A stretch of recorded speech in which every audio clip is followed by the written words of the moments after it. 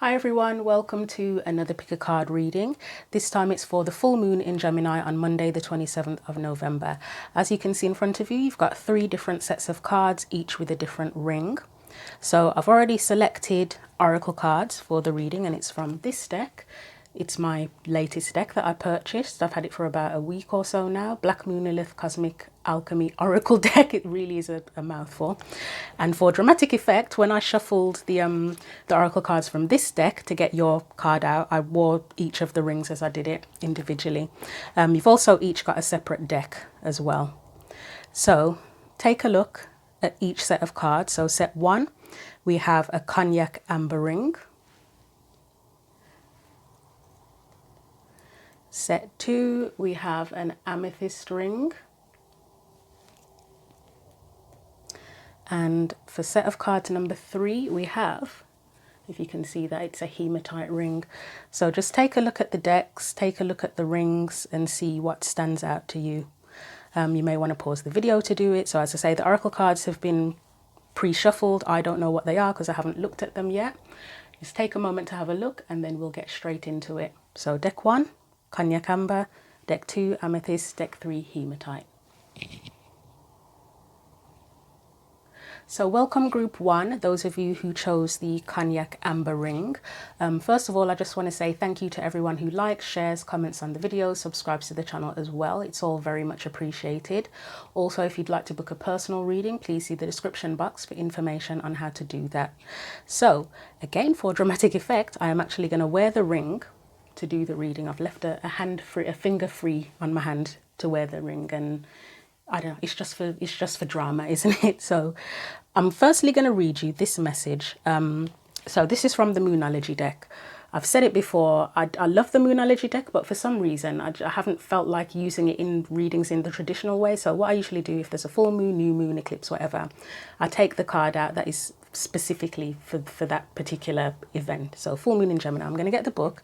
I'm just going to read the message from the book and then we are going to get into your reading. And I can see that I just knocked the tripod. So full moon in Gemini, and this just gives us an idea of what a full moon in Gemini is about, the kind of themes that can come up. So it says, the answers you need are coming. That's the first message here. This card is a reminder that it's important to speak your truth, but remember that your words have consequences and impact your listener. Right now, you need to guard against indiscretion. The answers you need may well come soon. The issue you're facing could well be one or a few conversations away from being resolved. If you're inquiring about a love situation, a little flirting may be called for. If you're in the middle of an argument, this card comes to you as a reminder of the old, very non-Gemini message. Least said, soonest mended. It's good to talk, but be careful you aren't causing yourself any issues with your words. Words have enormous power, as metaphysician Florence Scovel Shinn put it. Your word is your wand. You create magic and your own reality every time you express yourself. So you have an attune to the moon message here, which says, have an important conversation, but stay calm. Additional meanings for this card, don't be superficial. Someone is trying to flirt with you, have you noticed? You need to laugh off this situation and just move on. And job applications have good prospects. And the teaching is talk, and more talk as the emotional full moon moves into the communicative sign of Gemini. It's too easy to say too much, so mind how you go if you pull this card. This card can also indicate an enjoyable social event, since the full moon in Gemini is a great time for socializing.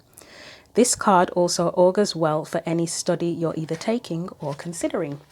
So that message might be relevant to you, it just gives us the flavour of what full moon in Gemini is about. So I'm going to take this one away now. Let's put it over here.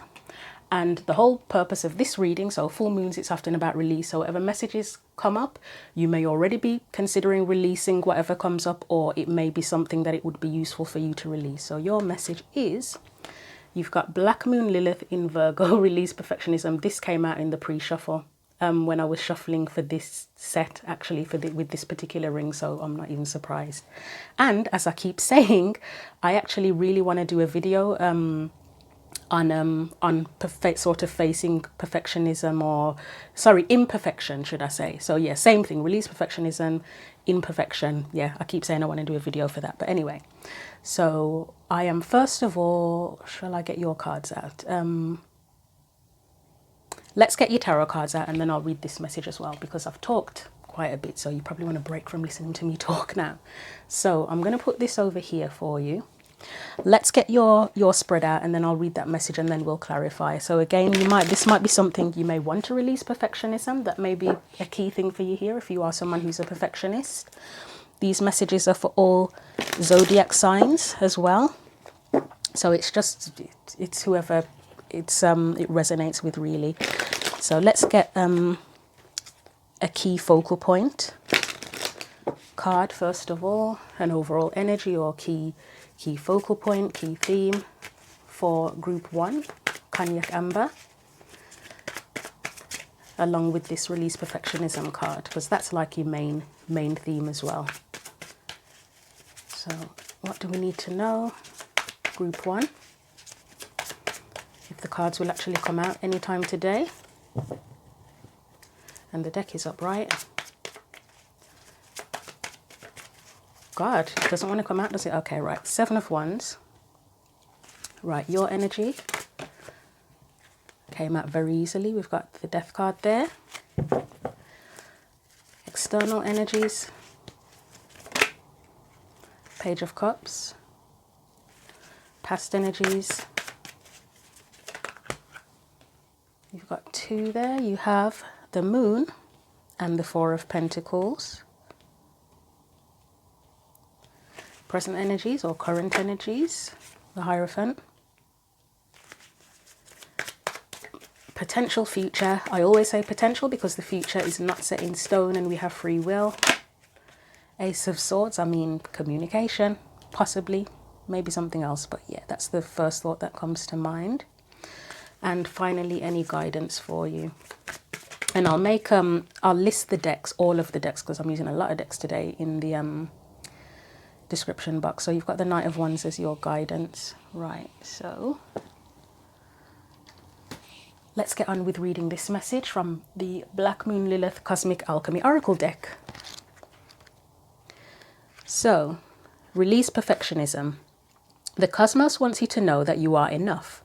Embrace who you are and don't compare yourself to others. Step into your power, send love to your flaws, and accept yourself as you are. When this card appears, the universe is calling for you to release the desire for perfection. If this is in your chart, you may have been compared to others or received harsh critiques growing up. Black Moon Lilith in Virgo can place hyper-awareness around your physical health, diet, work ethic, and drive for perfection. Virgo is associated with the symbol of the virginal maiden and the chastity of the Virgin Mary archetype. While this definition is rooted in patriarchy, purity, perfection, chastity, and cleanliness are all a part of this zodiac sign. As a result of not feeling good enough, those with this in their birth chart may be overly critical of themselves or others. Paris Jackson, Michael Jackson's daughter, has Black Moon Lilith in Virgo in her natal chart, and she has admitted to a history of self-harm and disordered eating. You can heal this dark feminine shadow by releasing the need to measure up to others. Send love to yourself when mistakes happen. Praise your inner god or goddess with positive affirmations. So the dark, divine, feminine shadow work, it gives you something to do here. You are enough, especially when you unleash your wisdom and skilled presence into the world. Whether this is your craft, diet, exercise, or work, have faith in what you have to offer. So dark, divine, masculine shadow work, you expect perfection from yourself and others. This can create strained interactions. Release the need to nitpick and stress about the details. You are healing the shadow of self-doubt from the inside out. It's time for self-acceptance. Okay, so I'm going to get into clarifying here.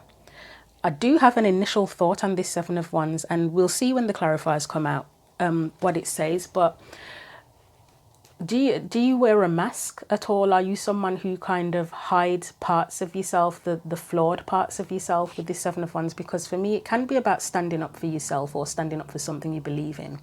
But it can also be about protecting what's sacred or just protecting something or being defensive in general. So do you try to hide your flaws? let's see what comes out as clarifies for that Seven of Wands.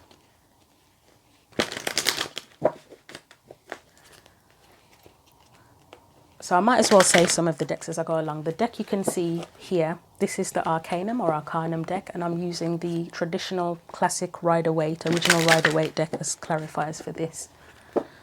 For group number 1, so Seven of Wands, why is that there as like a key focal point, please? Seven of Wands is a key focal point.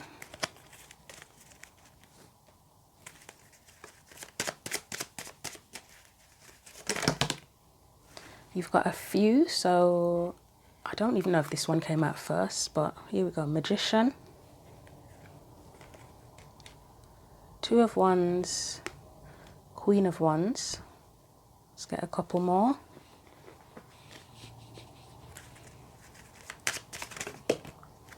Four of Pentacles.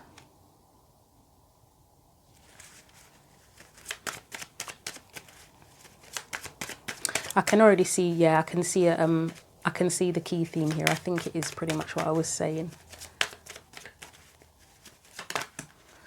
And then we have the Empress. Okay, so what I'm seeing here, as I said, with the Seven of Wands, I am wondering, for this group, Release Perfectionism, are you trying to hide your flaws? Or is there a lack of confidence as well, to be honest? Because, so you've got 3 cards that I would consider to be cards of confidence. The Magician, the Queen of Wands, the Empress. So the Magician is someone who is very capable, very, very capable. And even if he doesn't know something, he'll learn. He's someone that hones their skills. Queen of Wands, she just shows who she is, as we keep saying. She shines her light. She gets what she wants. The Empress is just very open, giving, generous, nurturing, that sort of thing. You've got the Four of Pentacles here, which is someone who is very closed off and protective. In reverse, I would say, to be honest, I would say all of these cards are probably saying to kind of don't be afraid to show yourself, to show who you are, to show your abilities. If you feel the need to be very protective of yourself, you may want to contemplate why that is, and it may be necessary for you to kind of not be so protective. It's not to say that you just let everybody know all of your business and let people walk all over you, but what parts of yourself are you hiding? Are there any parts of yourself that you're hiding because you fear that you're not good enough? The Two of Wands, for me, it's about having confidence in your choices.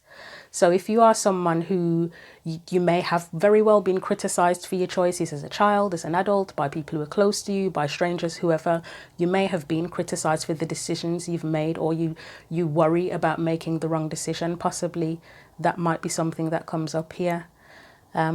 So I think, yeah, I feel like that's enough. So I would say, as I say, key theme, what parts of yourself are you hiding? Do you need to gain more confidence and express yourself more? Are you expressing yourself to your fullest potential? With the Empress there might be something about a lack of confidence. There's a lot of things that it could be a lack of confidence in, to be honest. There could be something with appearance. There may be some of you who are not feeling confident in terms of your looks. You may not feel confident there. Some of you financially, with this Four of Pentacles, you may not feel confident financially, whether it is something to do with status, comparing yourself to other people, or if there are any dreams that you want to pursue, you might be afraid because you're worried about the, it's going to sound dramatic now, the ramifications, the financial ramifications of something. You may have a specific talent. I mean, again, the Queen of Wands can be associated with attractiveness, but you may have a specific talent or ability that you don't feel confident in, and the Magician, it's the same as well. You may feel that you're just not capable, that there are certain things that you can't handle or cope with, and anxieties come into mind with this Magician as well. So social anxiety, there are probably other things as well, but anything around that for some reason is coming up with this Magician. Anything similar to anxiety, I can't think specifically off the top of my head right now. And again, there with your decisions, you may have grown up in an environment where every choice you make, you're scrutinized and criticized, and you've always got someone saying, oh, well, that was a dumb thing to do. And then, you know, that affects your confidence as an adult. So I will leave that there. I feel that that is enough for the initial card. We're going to go to the Death card now, which is, so that's your energy specifically. So that's kind of like how you're coping with things. You may, desire a change. You may be changing at the moment in terms of that, but let's see what clarifies it. So clarifiers for the Death card, please. That was very quick, wasn't it? We've got the Four of Cups. Okay, so for me, when the Four of Cups comes up like this with the Death card, it kind of suggests that you know something's not quite right.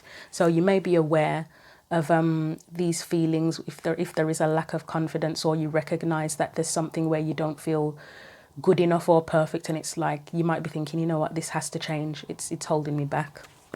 Anything else with that Death card, please?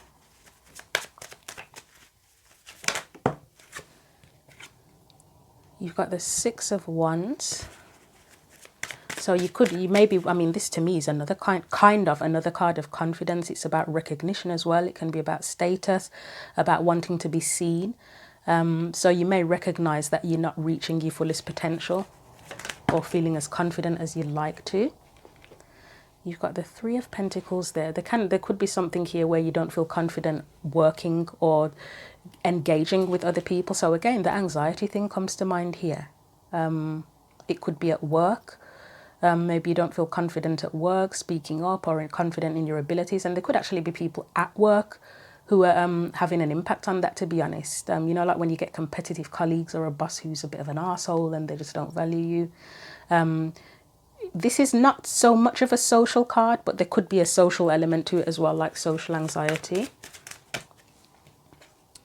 You've got the Moon, which I probably will look at on its own unless something follows it that makes it clearer. And then you've got the Page. I mean, the Page of Cups, it's there twice. That's about expression, isn't it? You could be someone who is very sensitive. Right, so first of all, you could be an empath, and that could affect things in terms of confidence, in terms of being around people. And you know, if you're an empath, you can pick up on other people's, you may be able to pick up on other people's feelings, and that just messes with your head because you can't tell what's yours, what's theirs. There may be something here for some of you if you do have spiritual ability, so like psychic, etc. You may lack confidence in that.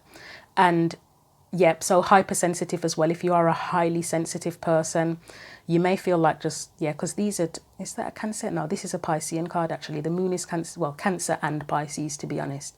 But sensitivity here, if you are a hypersensitive person, you may have been criticized for that as a child. You may have been told, oh, you're too sensitive. I mean, I personally know someone who is very sensitive, fantastic person.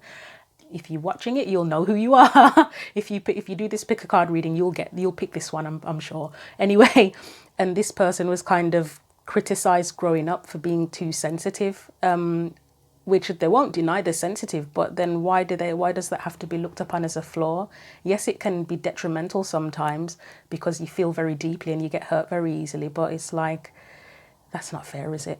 To pick on someone for being too sensitive. So that might be something where you kind of want to hide away from people because you feel like you're too sensitive. I think right, I'm not going to clarify anything here because I feel that's clear enough. I am,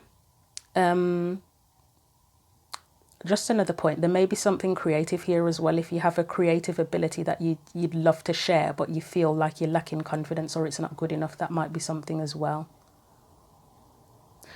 There might be something with someone who feels like they're not a good enough parent. That I know that's a weird thing to get from the Page of Cups, but the Empress came up actually, didn't she, here? There may be a lack of confidence in terms of your parenting skills, or if you are someone who doesn't have children, you may fear that you're pregnant or something, or your partner's about to have a kid. You might have lack confidence in that and fear being a parent. Right, okay. Yeah, those are clear to me. I'm going to just quickly look at that Four of Cups. I think it just means that you recognize and you probably acknowledge that this is something that you would like to change, however it is specific to you. So, Four of Cups.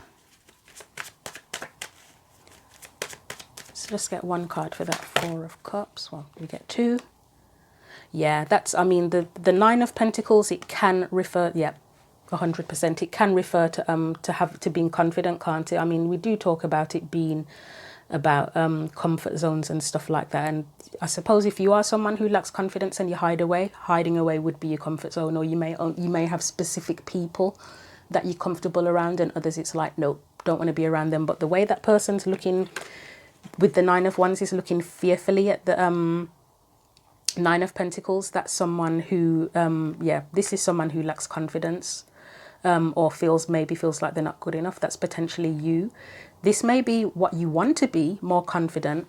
It may also be comparing yourself to other people as well, in many different ways, physically, in terms of status, in terms of ability. There's a bunch of different things. Personality wise, you could be comparing yourself, but it looks like there is a clear recognition that this is something that needs to change. So I will leave that there. I'm going to put these back in the deck so that I have enough clarifiers for the rest of the cards. We're going to look at the Page of Cups. So this is an external or surrounding energy. So it could be another person, or it could be, you know, like planetary alignments can and things that are going on in our birth chart. And by the way, there is a link to a website that can generate your birth chart if you need to do that or want to do that. But you know, like if certain transits are happening in your birth chart, it can create an energy that kind of pushes or encourages you to look at something. So it's almost making me think there's an energy around you, and there may be something relating to childhood here that's kind of making you contemplate how you express yourself. But let's see what comes up for that. So Page of Cups, right, that was really quick. We've got the King of Swords. Oh, here we go with this. So the reason I'm saying here we go with this is because a lot of the time, not for every single reading, but for a lot of the readings that have come up in the last month or so, this King of Swords has kept on coming up, or one of the meanings for me has been an authority figure. So someone who's very stern, very logical, very critical, somebody who could sort of cut you down to size is the kind of meaning. So it could be a parental figure, a relative, just somebody who you view as somebody who's, I don't want to say above you, but just authority. It doesn't have to be literally be, it could be a teacher, could be a boss or something, a colleague, and it could even be like a peer, but it's just somebody that kind of has this power that makes you feel small. On the other hand, again, it could be this whole energy of you feel like this kid, quite innocent. Well, probably not innocent, that's a bit dramatic, but vulnerable. Vulnerable, I think, is the key word for the Page of Cups for me. And you might want to be this King of Swords who's very confident, openly expresses themselves. I see the Page of Cups as quite tentative in the way they express themselves, but the King of Swords is very confident. So as I say, it's two ways of looking at it. Either someone around you, past, present, makes you feel this way, or this is what you want to be. So let's get some more for that Page of Cups. Anything else for the Page of Cups, please? We have confidence again, Nine of Pentacles. And it's someone who can be admired as well, that Nine of Pentacles. And there's nothing wrong with feeling like you want to be admired. I mean, bearing in mind we're not going to the extreme end where it's narcissism, but there's nothing wrong with wanting people to respect you and value you for something, because isn't that what part of what being admired is? It's just that people see you for who you are, they respect you, they appreciate you, they see value in who you are and what you do. So anything else for that Page of Cups? I'm going to try that again. That doesn't quite feel, it probably does make sense, but it doesn't 100% feel right to me. So I'm going to try that again.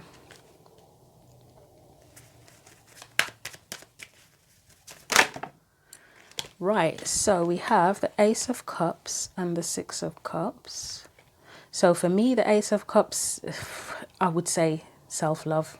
I know that has pretty much been a classic go-to for me for a lot of the readings recently, but with the kind of cards coming up in this reading and perfectionism, it is, for me, it feels like self-love. You've got the Six of Cups, so it may be addressing any issues in the past that have affected your ability for self-love. And just as a personal view, in terms of self-love, the way I look at things, I think there's always room for more self-love. Like, it's not to say that you hate yourself or you don't love yourself at all, but I just know that I found that for the past 5 years minimum, I've had spiritual awakening. So I've gone through the phase where it's like, right, I now know what self-love is. But then every time I think I know what self-love is, there's like another level to it. Do you know what I mean? So I've gotten to the point now I'm like, right, this just keeps bumping up a level each year or a couple of years or whatever. So I've gotten to the point now I'm like, you know what? there's always more room for more self-love. So even if I feel like, yep, I understand it now and I feel that towards myself now, I just feel like, nope, it's overflowing, it's never ending, it's infinite. I think there's a possibility that the capability and capacity for self-love, for love in general, is infinite. So even if you do love yourself now, there's room for more. So yeah, let's continue. Let's get one more, and then I may look at that Six of Cups just to see if there's anything specific that needs to be addressed.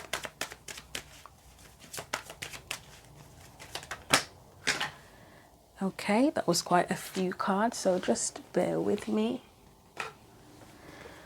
So we have the Five of Swords. I don't know why I went blank there. The Three of Cups and the Ace of Swords. Okay.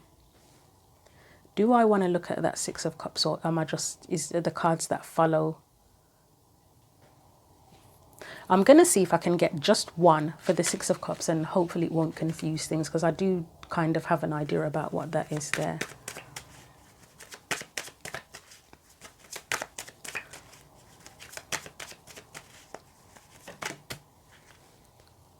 Yeah, it's just, for me, that's Temperance coming up. It's about making peace with the past. Anything in the past, again, that has caused you to lack confidence or have issues around perfectionism, imperfectionism, that sort of thing. It's a need to make peace with that, right?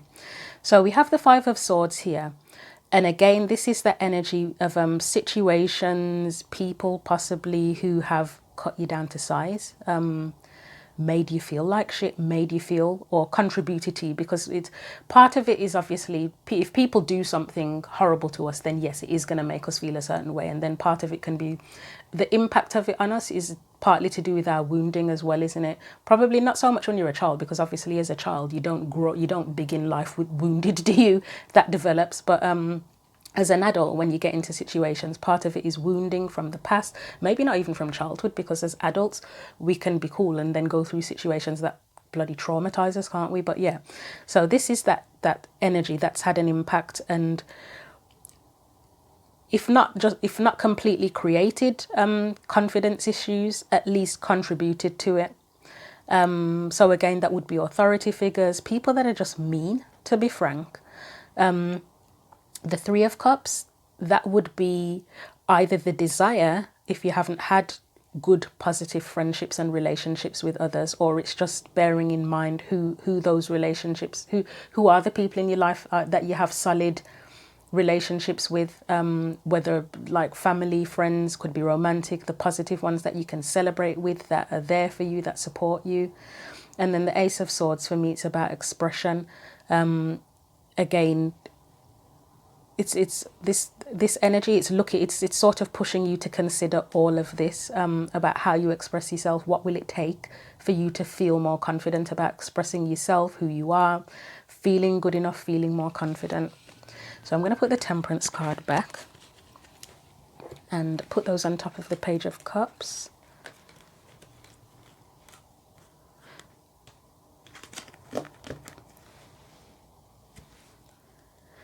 So we're going to look at now, right, this is the past energy. So Four of Pentacles, the Moon. And for me already, again, this feels very similar to that Seven of Wands. It's protection, it's hiding away, hiding parts of yourself. Again, the issues, in terms of releasing for the full moon, any issues you have where you've hidden parts of yourself or you don't feel good enough, the whole point of release, it would be releasing the things that hold you back from feeling confident and from feeling like you lack in any way, shape or form. So what do we need to know for the Four of Pentacles and the Moon, please? I mean, I feel like it's just looking at those two cards alone are enough to sort of tell us what the past energy is about. Right, we've got the Queen of Swords, Justice. So we've got two Libra cards here. We've got the Fool. We've got the Two of Pentacles and we have the World. Okay, yeah.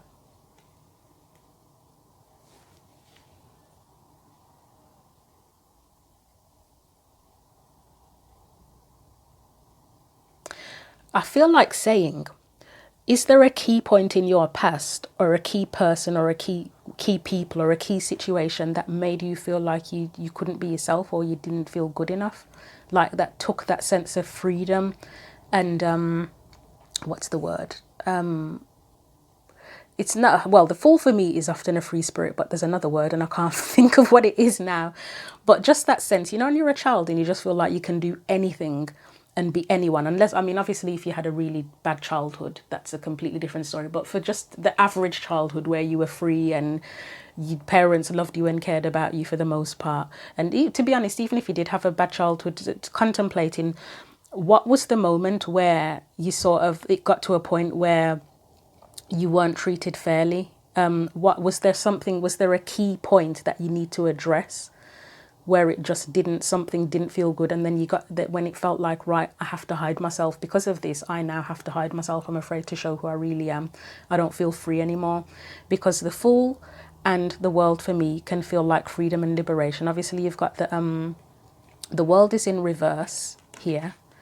You've got the Fool next to the Two of Pentacles. That's where you kind of sort of weighing up the possibilities, juggling. I mean, that can even be the things where you're kind of hiding who you are, parts of who you are, deciding what can I show, what should I hide, and how you do that physically.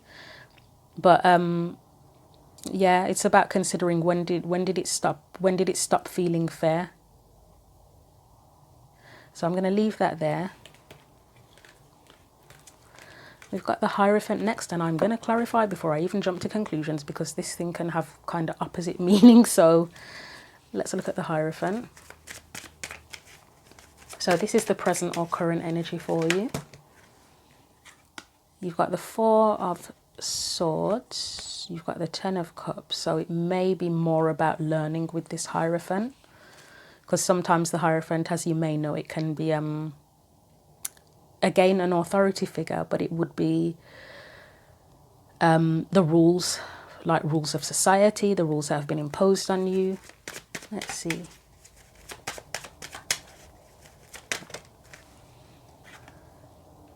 Okay, yeah, I feel like it's learning. I mean, you've got the Death card as your energy specifically. Right, okay. What's this? Yeah, okay, that makes sense. So yeah, with the Hierophant there, this may be a phase of learning, whether it is just internally through yourself, or whether through observation of the world, or there's a specific person in your life. Maybe you are actually consulting someone. You could be going through therapy.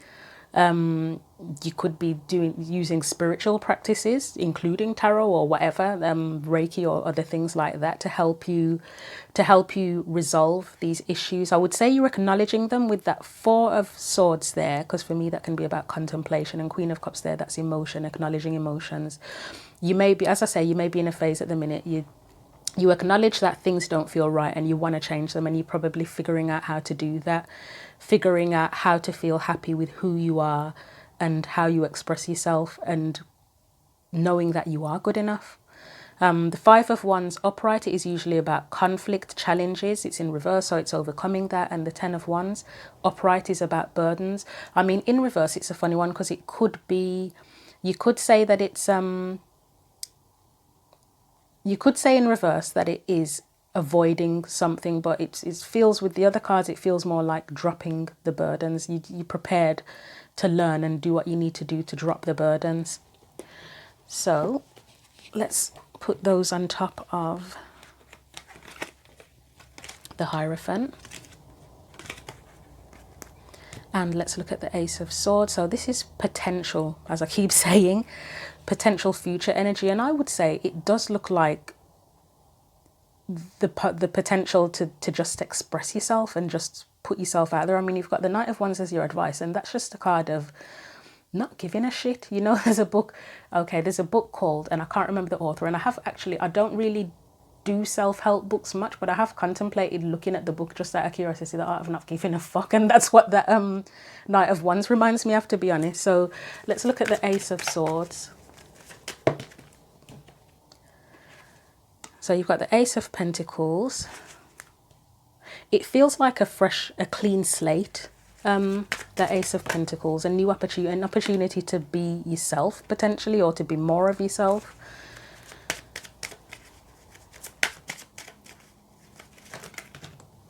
That slid out really weirdly, didn't it? 7 of Cups.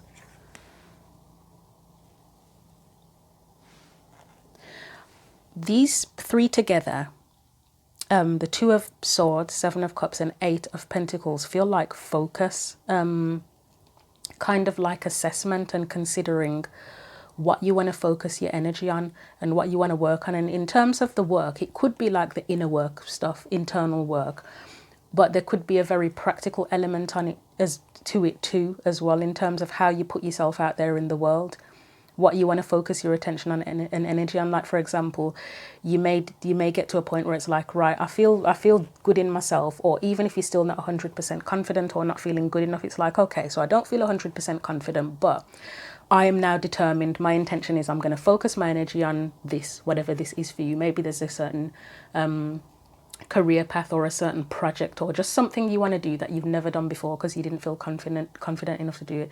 And the thing that's come into my mind last night, I think I saw a YouTube shorts with someone bungee jumping, and I would never bungee jump. I'm like too scared of that. I'm like, the rope could break. Sorry to scare anyone. But yeah, I haven't got the confidence to do that. But yeah, even something like that, you could be thinking, you know what? I want to bungee jump. I feel like that would boost my confidence and change my life. And you might be thinking, right, I'm going to put my energy into gaining the confidence and practicing and training, or whatever it is you have to do to bungee jump, to do that, instead of focusing on feeling not good enough. So let's get one final card for that. And it's a card of victory, isn't it, as well, the Ace of Swords? But it takes effort. It won't just happen by itself. There has to be effort in there.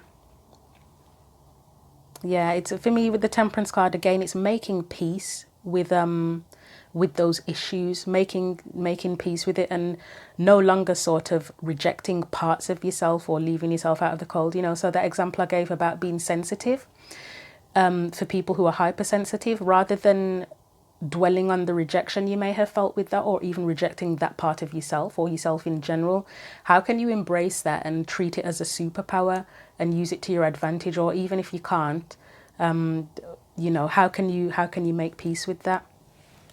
So advice, Knight of Wands, as I said, it looks to me like the advice is learning the art of not giving a fuck, to be honest. But let's see what else comes up for that.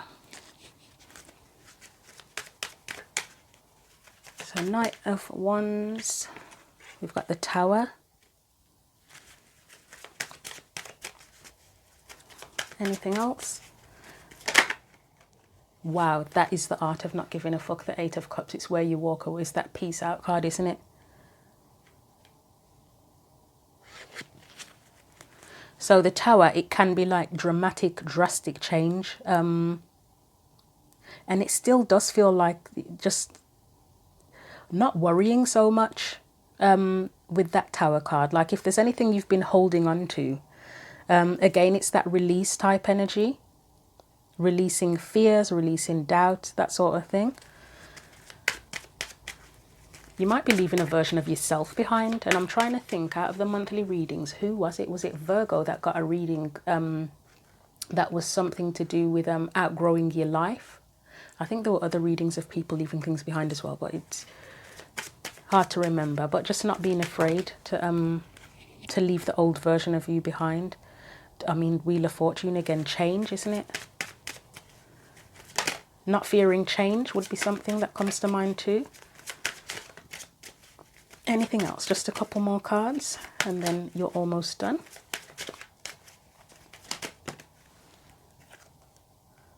The Sun, and I mean, that's changing things for the better, for the positive, for the potential, so that you can reach your fullest potential. And embrace your own light, as corny as that might sound. So we've got 2 that have fallen. So let's see if I can do this without knocking the tripod out. You've got Death. Again, it's just the whole transformation, isn't it? Changing things. And then you have the Queen of Pentacles. And this is where you would 100% know that you are good enough, because the Queen of Pentacles is very much about her values, her self-worth. So yeah, so I would say, I'll say it for the last time, I think the key point of advice here is learning the art of not giving a fuck.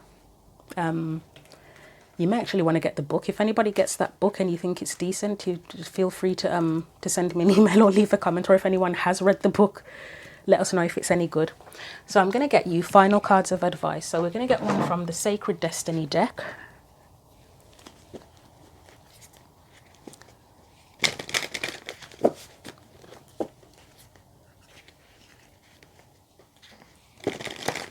So final message for group 1, the Cognac Amber Ring. Final bit of advice for you.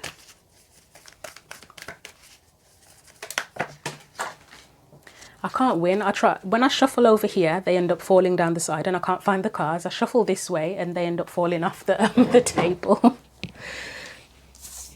I need like a desk that's about 2 meters long to avoid losing cards, and they'd still fly off. Right, these are brilliant. Right, you've got happiness there. So that's how about pursuing your own happiness, isn't it? How do you get to that point of happiness? And the other card is security. That's your own sense of security within yourself. So again, overcoming the whole perfectionism thing. So I mean, yeah, as a key point of release perfection, release doubts in yourself, releasing that lack of confidence. And it's a process. It's not just declaring, yep, I release it and it's gone. It's not that, is it? It takes work.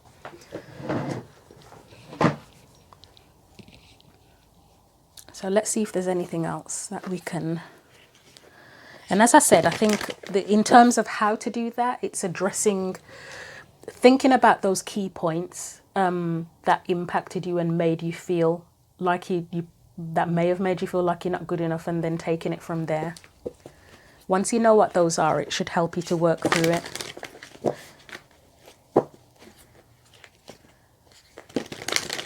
And I wish I could give you more, but when it's a general reading for different people, everybody's circumstances are different, so you can't. It's tough to say exact things that will help. And sometimes we can't as readers, even if you're doing like an individual personal reading for someone. Some things, it's a case of the only way the person will figure it out is by going through the journey. There are some things that you can't say, right, to do this, you must do this. It's like, and obviously, as I always say, as readers, we're not here to literally tell people what to do. We're here to sort of illuminate things, help people to work through things for themselves. So final card, I kind of wanted to come out, but let's try that again. Final card of advice for group 1. Shall I take those two? I guess so.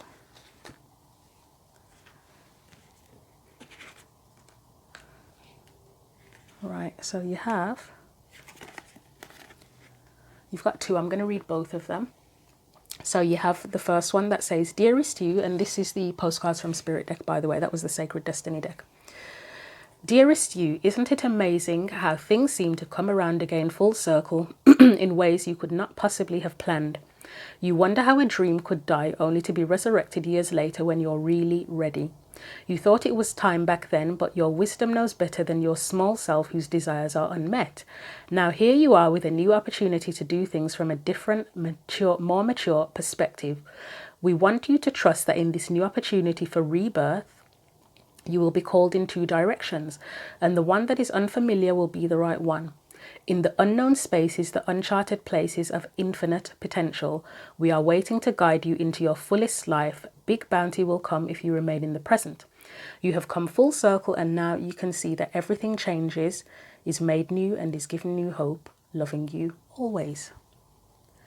And the final message, Dearest you, let us ask you, are you looking for happiness outside of your everyday moment-to-moment experience?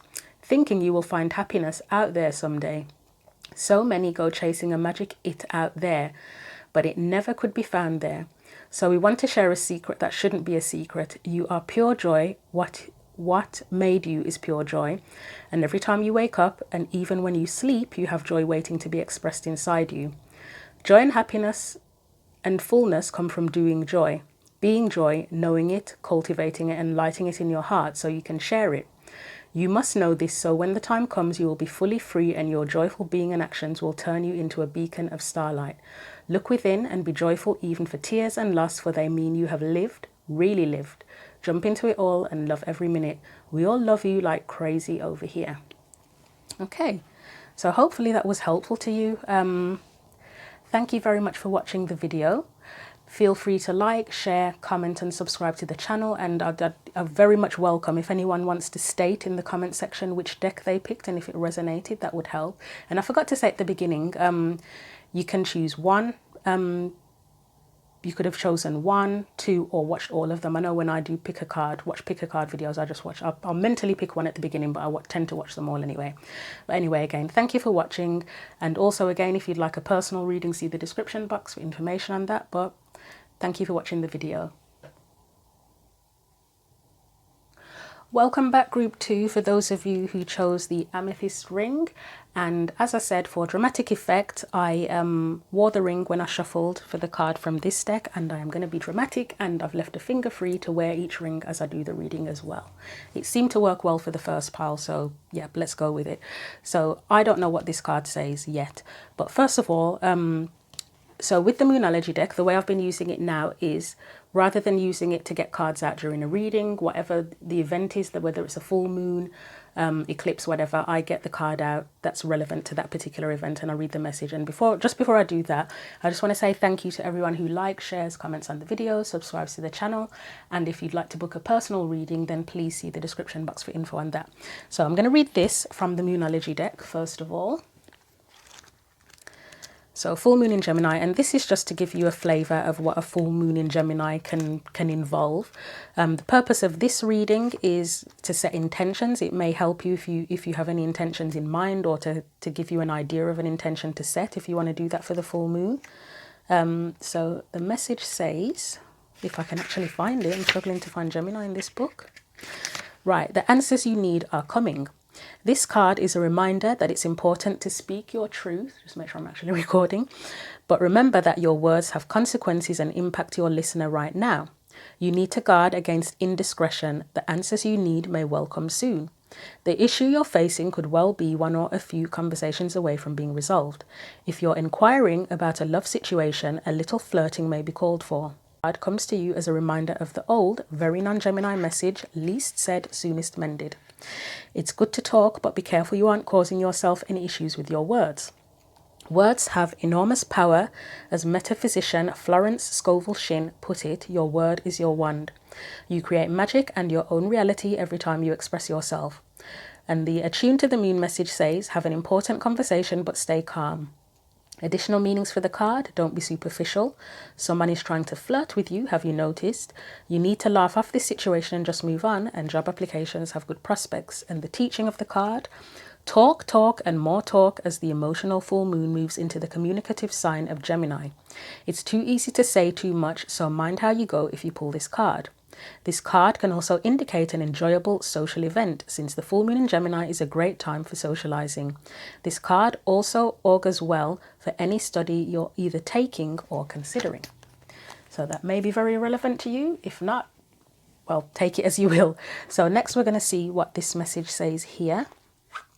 So you have Jupiter, expansion, prosperity, and growth. So let me move this one out of the way.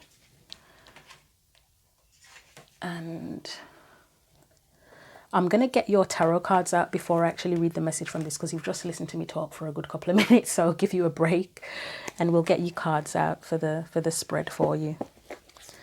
So for group 2 who chose the Amethyst Ring, what else? What's like a focal point here, first of all, from the tarot deck? And for your main spread, I am using, I can't remember the deck. It's a deck by Barbara Moore, Your Tarot, Your Way, I believe it's called. I actually feel like that might not be the right name for the deck, but that's what's on the box, so who am I to argue with that? So, right. Main focal point for group 2, the Amethyst group.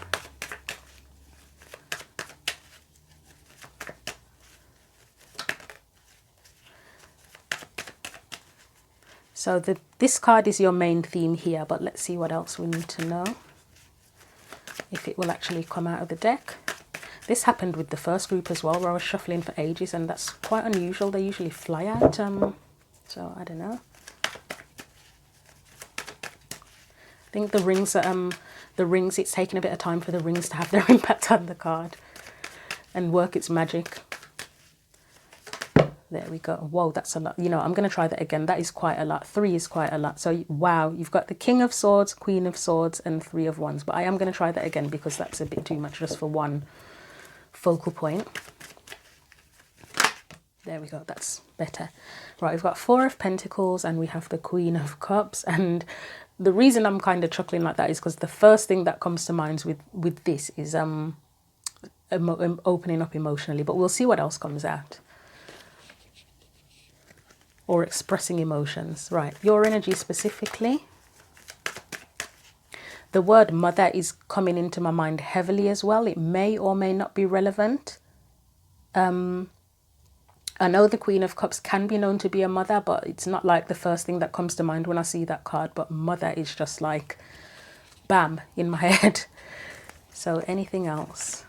There might be something about pregnancy here as well. Because of that growth, expansion. I'll try that again. That's too many. Prosperity card. Yeah. Right. So your energy specifically, please. You've got the High Priestess. Oh, that's interesting actually, because this is I mean, that's divine feminine energy, and the Queen of Cups, you could consider her to be divine feminine energy too. So has anybody felt repressed by a mother figure in any way, shape or form? That's something that's coming to mind here. Right, external energies. If it's the Empress, that's confirmation that comes out for the external energy. But the external energy might not be a person. It could be a situation, planetary alignments, that sort of thing. External energy, please. Anytime today would be good.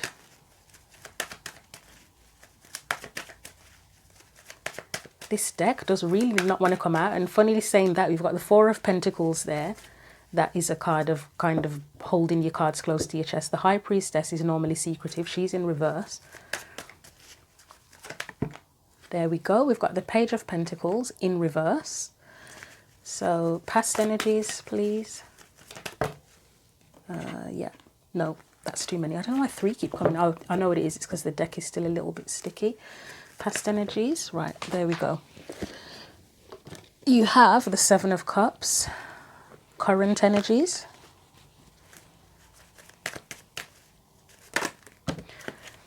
Yeah, the deck is still a bit sticky, I'm afraid. That's why it's acting weird. It's a good job I'm not using these as clarifiers, otherwise we'd be here all day. Current energy, please, for group 2. 5 of Swords in reverse. I mean, better in reverse than upright. And potential future. As I always say, the future's not set in stone. We have free will.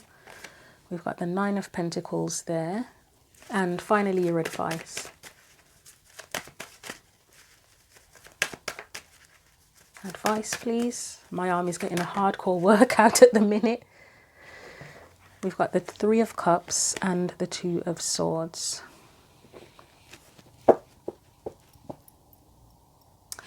I am getting a who do you trust vibe from that there, but we'll see as we progress what happens with it. So let's now read the message. So this is the deck, Black Moon Lilith Cosmic Alchemy Oracle, which I'm getting used to saying it now because it is a real mouthful. So card 27, the Jupiter card. Okay, it says expansion, prosperity and growth. It's a positive sign from the universe when the Jupiter card shows up in a reading. Jupiter is the 5th planet from the Sun and the largest in the solar system. Just like its physical size, it manifests growth and expansion as it moves and speaks with the planets in your chart. Jupiter is here to light your way toward progress. You also can feel the urge to delve into your spiritual and shadow work practice or have the opportunity to teach others. Jupiter represents knowledge and the higher perspective you gain from spiritual ascension. When this card appears, expect new people, places and experiences to come into your life and elevate your consciousness. Travel can be incredibly healing for you at this time. In ancient Roman mythology, Jupiter was the king of the gods known as Zeus in Greece. He controlled the sky, thunder and weather. Jupiter rules over the optimistic fire sign of Sagittarius. We are currently in Sagittarius right now. And the intuitive water sign, we've got that here, of Pisces. And I believe she is more so connected to Pisces. And they're both very intuitive, psychic, that sort of thing.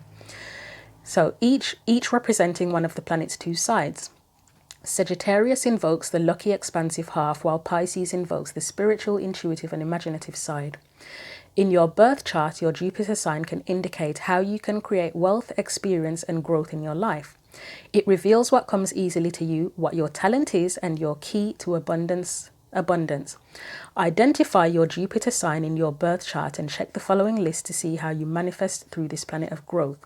So as I've told the other group, there's a link in the description box if you don't already know your birth chart and you need to generate that, or you want to generate that, and then this will help. So this tells you here how you manifest according to your Jupiter sign.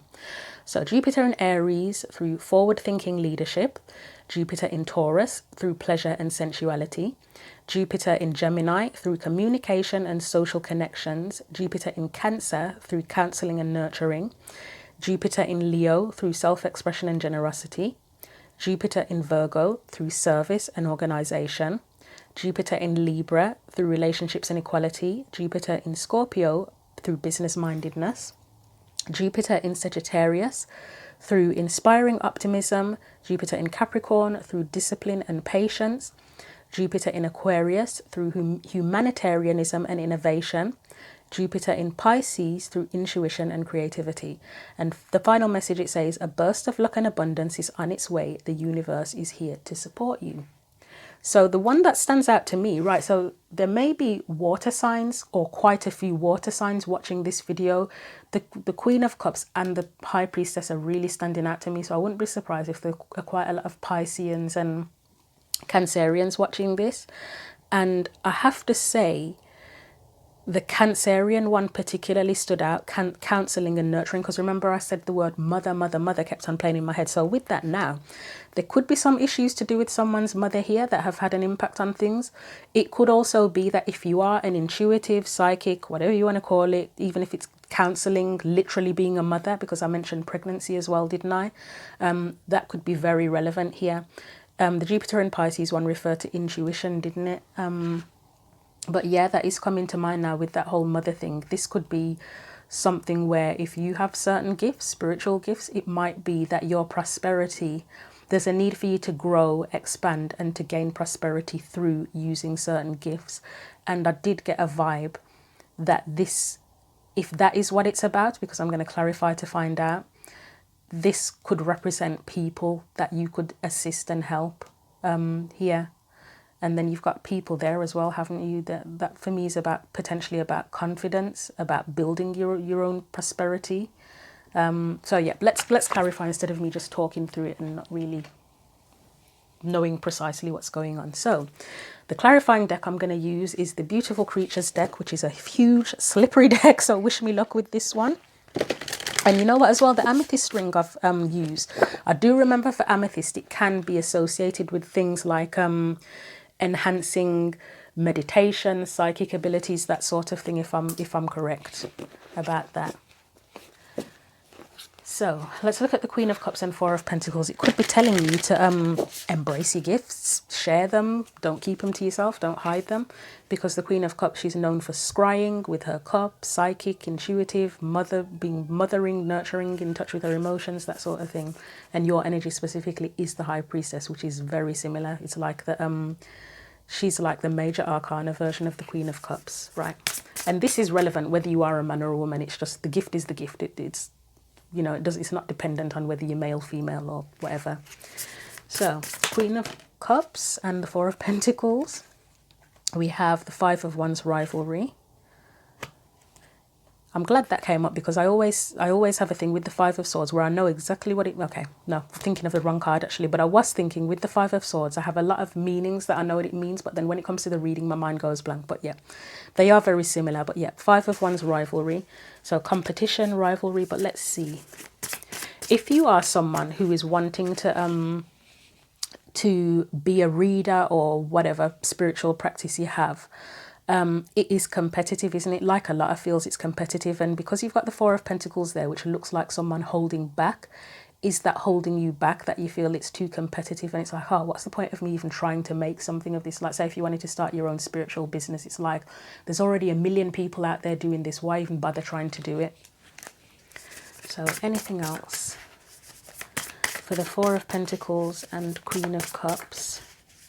I mean, the Five of Swords to me can be, it's a very similar energy to the Five of Wands, to be honest. It's hard to sort of, I mean, the Five of Wands is probably slightly more light-hearted, so it could be like healthy competition, whereas the Five, I don't think there's any light-heartedness to the Five of Swords, to be honest with you, ever. Anything else with that Four of Pentacles and Queen of Cups, please?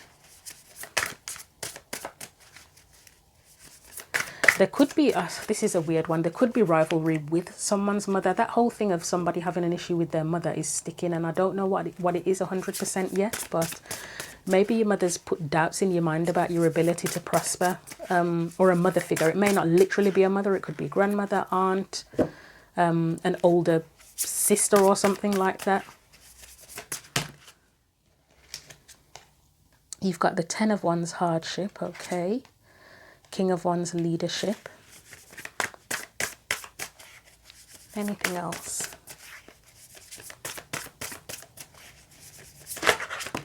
I'm not going to take that. It didn't. I'll show you what it is, but it didn't feel right. So you've got the the Empress, creativity, and there was a mention of creativity within the Piscean element.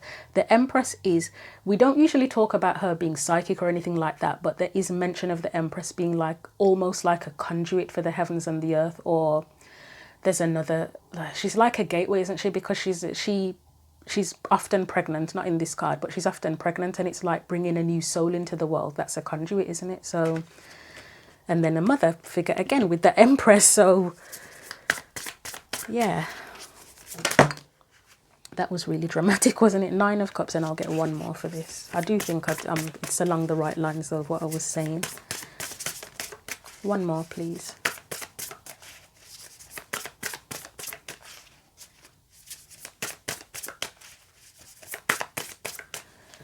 One more card.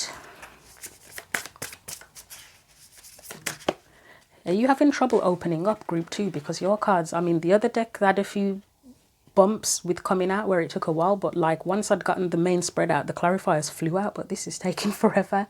Right, you've got Nine of Pentacles again, but this time, and it says rewards on the card, they have their very specific individual meanings, but I'll still do it intuitively.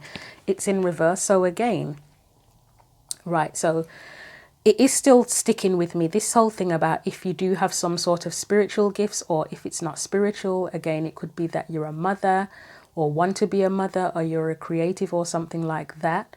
Or there's something about emotions here where you're kind of holding back in some way, shape or form, whether it is, I don't know if I'm seeing anything about doubt or insecurity here. I can't really see anything about lack of confidence. I can't see lack of confidence, but yeah, at this point, I don't think I'll figure that out until I get to the High Priestess. So we've got, as I say, we've got the rivalry. So could be that you feel like what you want to do, there's too much of a competitive field for it.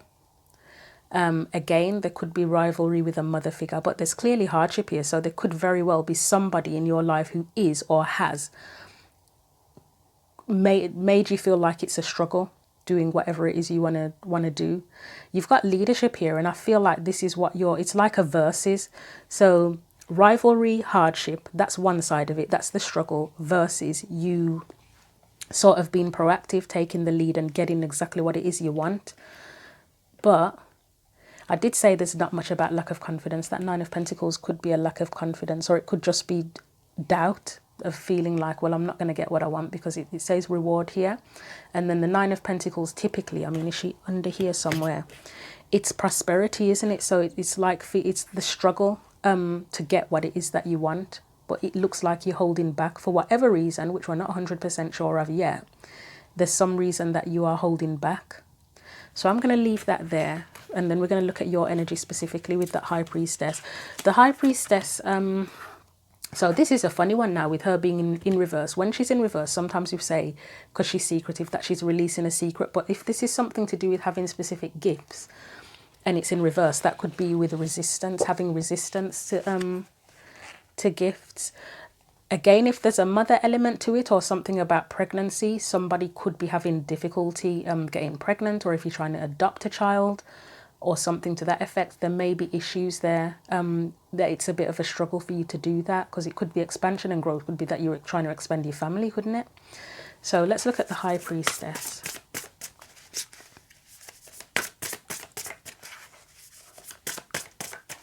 So what do we need to know about this High Priestess as your energy specifically? Group 2, the Amethyst group. And you know what? I actually didn't realise that I've matched the colours. I didn't match it on purpose, but the colours match. I think it's sometimes it's just a real subconscious action, isn't it? High Priestess, please. And I believe, no, purple is associated with royalty, isn't it? I'm sure it can be associated with mystics and stuff as well.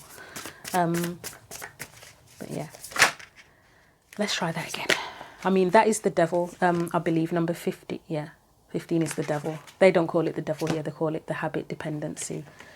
That could be a comfort zone, actually. But let's see, the High Priestess. This deck usually flies out because it's so slippery, but it doesn't want to come out today. So I don't know if that's part of the message for you, is about needing to, whatever it is you need to let it out. And I would say with the relevance of the new moon in Gemini, we talked about Gemini being to do with communication. So again, if you have gifts, it's time to communicate those gifts, isn't it? Right, so we have the Empress again. So we've got that creativity card. That's to do with abundance as well, actually. But it can be, there's that nurturing side to the Empress too. We've got the Page of Swords. So, okay, one of the things, if you are holding back from using gifts or something like that, using spiritual gifts, it could be feeling like you're not skilled enough, or you don't know enough, or you need to learn more with that Page of Swords coming out. If there's any resistance, it could be a bit of both. It could be like, on the one hand, you feel like you're ready to use the gift or explore the gift, but on the other hand, you're uncertain because you feel like you're not ready or don't know enough to do it. And same with parenting as well. If you've got any doubts about, I think it is in this reading I mentioned. No, it isn't actually. It's in the other reading. I mentioned about having doubts about the ability to be a parent. Right, so we've got the Emperor, and it's in reverse. Sovereignty. I mean, this is where you would be proactive and take the lead. So again, it's holding back from doing what you may be considered a calling to you, or taking action to make something happen. And as I said, the gifts could be a creative gift. It may not be spiritual. It could even be like, if you wanted to become a counsellor as a career, you might be holding back because you feel like, oh, I don't feel like I can cope with the study, or financial constraints may be impacting you or something. You've got the Hierophant. I may have to look at that one on its own to clarify that on its own. You've got morals. Oh, actually though, the Hierophant can be a spiritual teacher. So again, you may feel like you're not ready, but I might get a card for that on its own.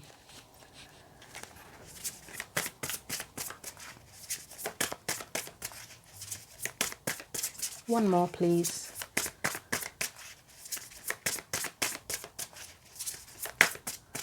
One more card.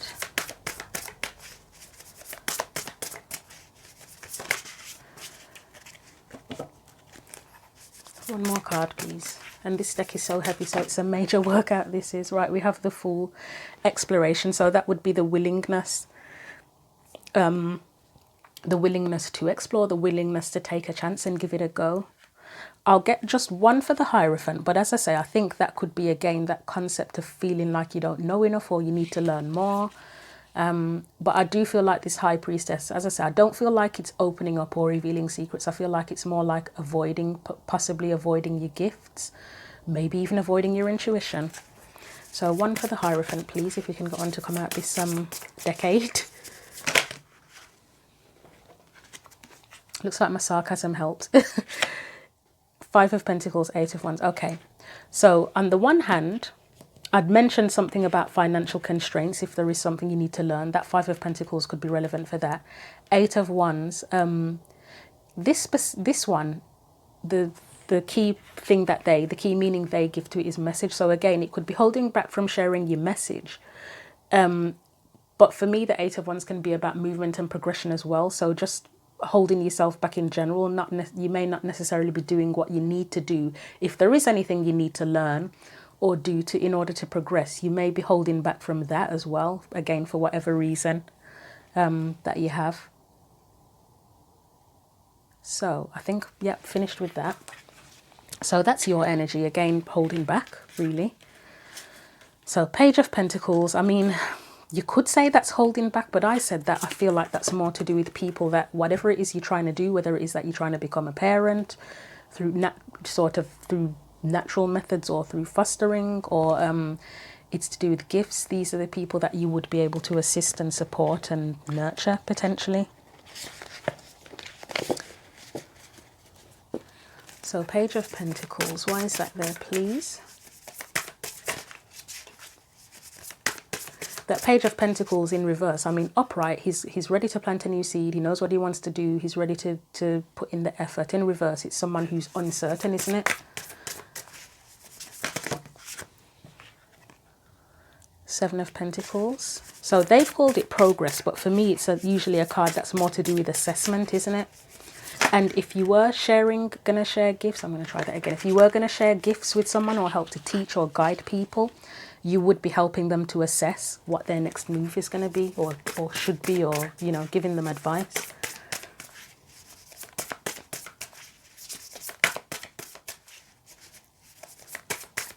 In terms of releasing for the full moon, I'd say the release is, well, first of all, it's releasing your gift or whatever it is onto the world, but there's going to be something behind that because there's a reason you're holding back, isn't there? Could be, again, it could be doubts. If there's any doubts about your ability, then, and I think what would tell me that is if the Magician comes up in reverse or something, that would be like, right, you don't feel capable, you need to build your confidence. I love this card. You are the one, authenticity. So again, if this is people you're guiding or assisting, you're helping them to discover the truth about themselves, to help them to be themselves. As a parent, you would nurture someone to become who they want to become, who they need to be.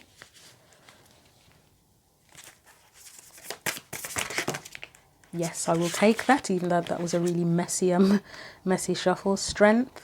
You've got the Strength card. You have the Queen of Swords. Right, okay. Yep, I get that. Let's get one more.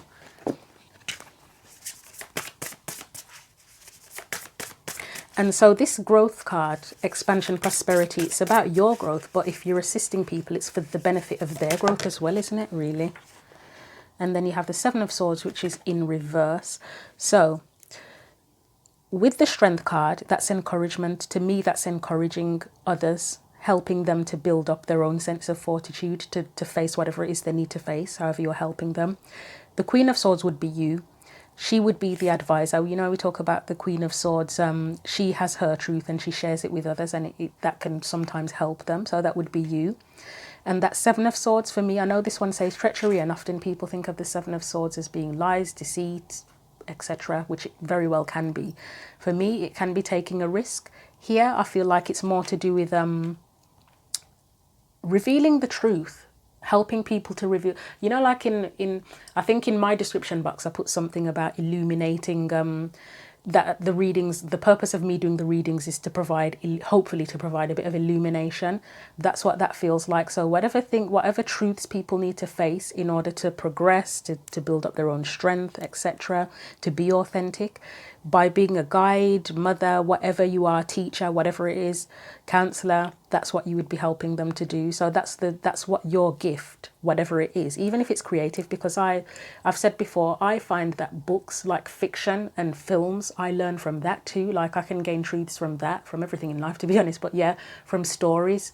So creatively as well, even if it's art, music, books, whatever, you can help people to heal, if you want to say heal or whatever, or to just be encouraged and guided through that too. So let's put those away and let's look at the Seven of Cups. So that's past energy around this.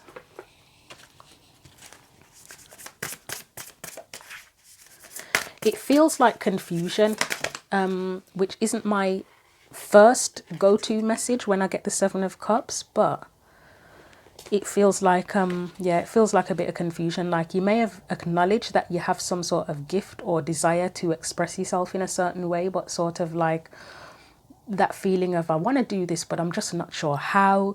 And the One of Swords or Ace of Swords, they call it intellect here, that's clarity. It's a need for clarity with that Seven of Cups coming up, trying to figure things out. It could also be the things that you've been through in life as well to gain your own sense of clarity, and that's what would help to make you a good teacher. If you've been through a bunch of shit and you've learned how to get through it and thought through it yourself and looked at all of the perspectives, then it's like through that you've gained the experience to kind of assist others and encourage others, haven't you? So anything else for that Seven of Cups, please?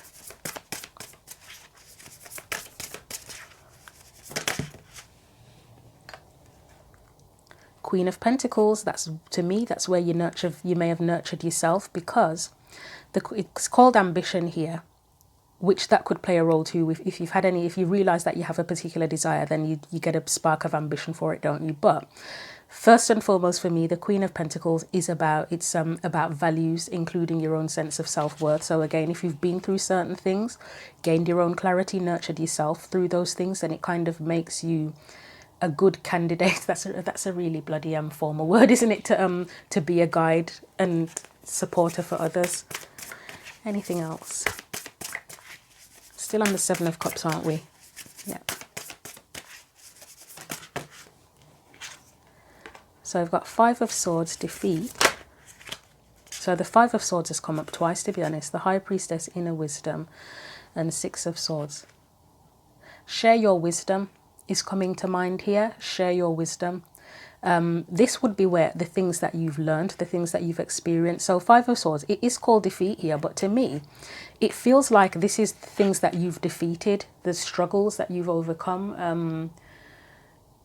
And not to say that you're no longer struggling with anything at all, that you're now a perfect human being, because none of us are, but we've all got things that we've dealt with in the past, and then you have new issues to deal with. And for me, it's past energy. This feels like the things you've overcome.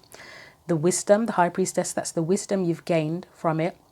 And the Six of Swords, how you've moved on, how you've moved forward from that. So this is where you've learned what you needed to, that should help you to move forward now, in theory.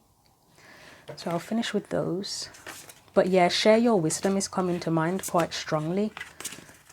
Even if it is like, if you're a parent, as parents, we try to share our wisdom, whatever wisdom we've gained in life, with our kids, don't we? Five of Swords. As I said, when it initially came out, I said, this doesn't look bad, does it? Or that's not bad, better in reverse. So again, that could be, right, there's two ways. It could be overcoming in challenges now. It could be you being in an energy where you may recognize that you're kind of holding back and trying to overcome the things that are holding you back, potentially, because it's a card. It can be a card of self-sabotage, can't it? The Five of Swords, but it's in reverse. So whatever that issue is, it's overcoming that. And again, because the Five of Swords can be a card of conflict with other people, again, that whole mother thing with some sort of issues with a mother figure might be coming up there. You might be dealing with that or overcoming that.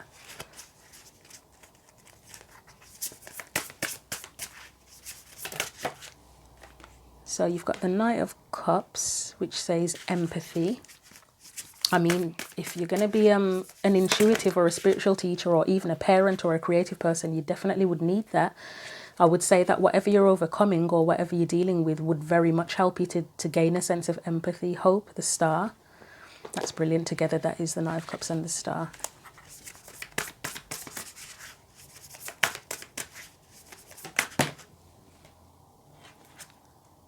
Two of Swords, which they're calling confusion.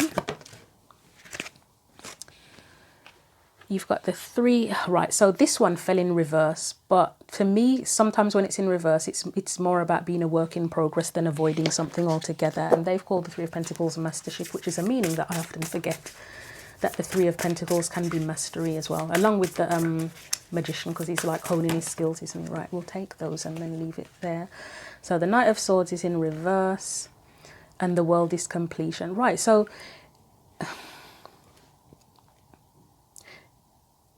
do you not feel like you've mastered something? Because it's like it's kind of like you've overcome a bunch of stuff in the past. And as I say, none of us are perfect. Even if we've overcome a bunch of shit, there's still going to be more stuff in life. Like, life is just one long journey of challenges and learning, etc. But it's like you've overcome enough that you are now in a position where you've learned enough to kind of guide and assist and help others. But it's almost like, do you not believe in yourself? Do you not believe that? Do you not believe you've mastered it? Because you've got the World Here, upright, the Mastership card is in reverse. The Three of Pentacles is in reverse. So it's like, do you not feel like you're able to work with others, teach others, help others? You've got the World there, which probably suggests that that you have this current energy, it's present energy, that you are currently either at the, what's the word, the last hurdle of overcoming a particular challenge or experience, and you're ready to now share that. But again, you've got the Knight of Swords, which is where you'd share your truth, you'd express your truth, but you're not. So it's like, do you not believe that you're ready for it? Or do you feel like are you just trying to overcome a final hurdle and then you'll be ready? Those are the questions here, because it looks like you've got what it takes, but it's just not, there's not a follow through with it. I'll leave that there, and we will look at the potential future energy. I mean, this energy now, Nine of Pentacles, that's once you've successfully completed the cycle with that World card, that is where you end up, isn't it? Once you've finally overcome whatever this is here. This is where you would want to get to, that Nine of Pentacles, where you feel confident, you feel secure. Could be a comfort zone as well, a warning to come out of your comfort zone, to finally express what you need to express and share your wisdom, as I keep saying. Nine of Pentacles, why is that there?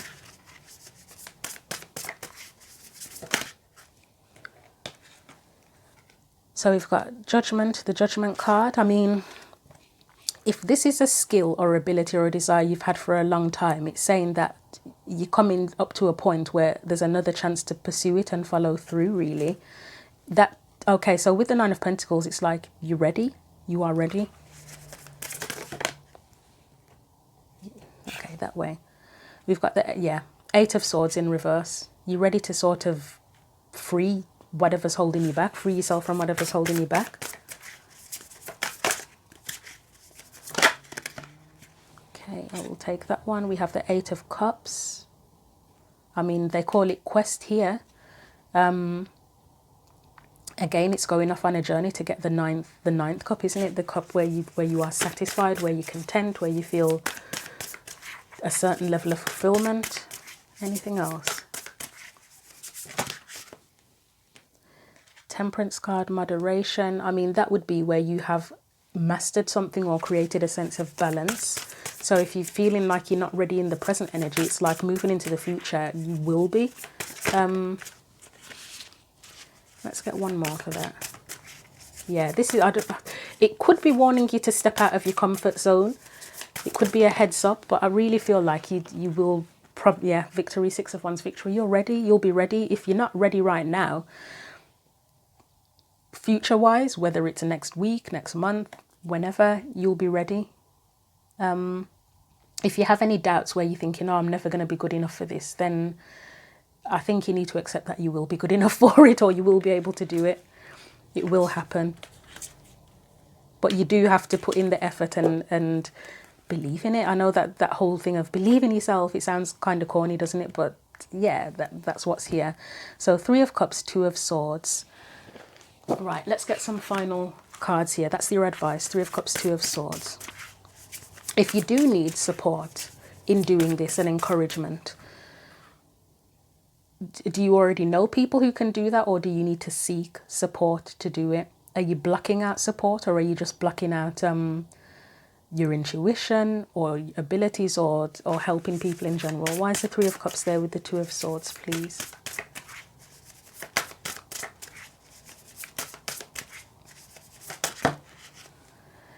You have the Lovers. So that can be, I mean, they've called it ultimatum. For me, it's about connections, whether it is connecting with a person, people, something that you love, choosing something that you love. We've got the Eight of Wands again. Again, for me, it's kind of like sharing your message, communicating your wisdom, sharing your wisdom. I think it's a warning not to hide your abilities, not to hide yourself, not to shy away from whatever it is that you want to do, and trust that you can achieve it. Right, Knight of Wands there, desire. I mean, that's a Sagittarian card, and it's a card of going for it, isn't it? Go for it. And they're confident too. I mean, he might be a bit reckless sometimes, but he certainly doesn't lack confidence, or she, in this particular card. Anything else? Right, we have the Ace of Wands. I mean, that's that inspiration, that's that spark, that's that desire, that's that, again, it's an energy of going for it. And finally, We have Six of Cups, so I'm going to just get one for the Six of Cups to see why that's there. I would say first and foremost, don't let anything from the past hold you back. So any bad experiences or anything like that. You've got the Two of Cups there. Again, that whole mother thing is coming up, or mother figure. If there was a relationship with someone, in whatever capacity is that has knocked your confidence in any way, or you've had someone telling you can't do something, or you feel like you struggle to connect with people in any way and that's holding you back, then it's about releasing that.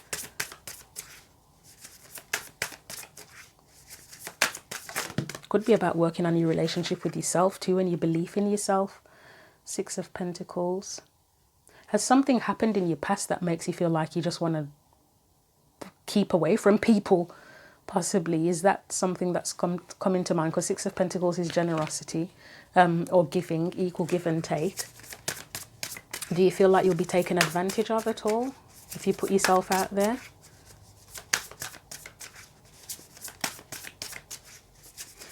I mean, again, make sure you have the support you need as well, with that from the right person or people. And you've got the Sun there for clarity, so there might be people that can help. Is there anyone from your past actually that can support you or help you? Is there a connection that you've lost with someone from your past and it's like, oh, actually I had a good relationship with that person, we've kind of lost touch, but they could help? So I'm going to leave that there. So I guess for this reading, it's more about releasing whatever it is that's holding you back, whatever that is, from sharing your wisdom, sharing your message. And I'm going to get you some final messages now, some final oracle cards. So from the Sacred Destiny deck, first of all. So final message of advice for Group 2, the Amethyst group.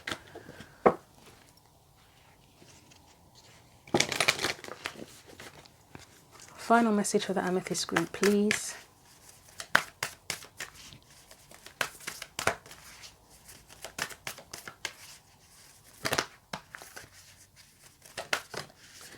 Stand still.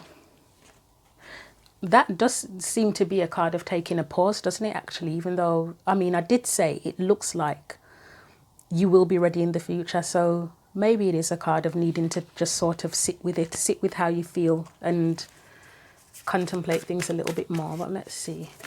I think it's more about there's no rush. If you're feeling the pressure, if you are feeling any pressure in particular about needing to make a move, I think it's sort of saying that the opportunity will still be there. Even if you don't jump on it immediately, it will still be there. So you've got two more actually. Diligence. Yeah, there could actually very well be something else that you need to learn here with that diligence card, but it doesn't have to stop you in your tracks. You can still make a move. It's just calculated, contemplating what that needs to be. And you've got enlightenment. Yeah, so that advice actually about needing support. If there is anything holding you back where you feel like you don't know enough or you need more support, that could be relevant there, that you might need help to be enlightened and to figure out exactly how it is that you need to move forward, or just for support and encouragement in general, so that you feel confident in whatever it is you want to do and that you can do it. Let's get a final card of advice from the postcards from Spirit deck as well.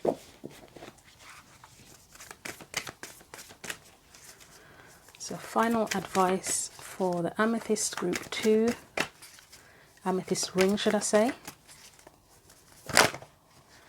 You have 1. Oh, this is the support, isn't it? I think this might be about allowing people to support you. So it says, dearest you, sometimes it's wonderful to give, but there are times you might find yourself overgiving. Now might be a good time to check in and see where you might be cutting off the flow of abundance. Let others give to you, even if you are more comfortable being generous and being the giver, the healer, the rescuer. In the art of living, we sometimes overlook an important skill, receiving gracefully and with gratitude without diminishing yourself or trying to deny vulnerability or bringing an agenda of equality to it. Receiving is hard for some people, maybe you. You do not need a this for that in your exchange with others. You are doing good in the world. Let the world give back and support you. Then you can give up the old stories that have you convinced you have to do everything alone with no help. Let your well be filled. We all love you so, so much. So I hope that was helpful to you. As I always say, feel free to leave a comment if you want to let me know which deck you picked. And if it resonated, that would be helpful feedback to let me know. I usually, when I watch pick a card readings, I often mentally pick one at the beginning, and then I watch all of them anyway. So you could have watched one, two, all of them. It's up to you. Feel free to like and share the video as well, and you're welcome to subscribe to the channel. If you want a personal reading, see the description box for information on that. But other than that, thank you for watching.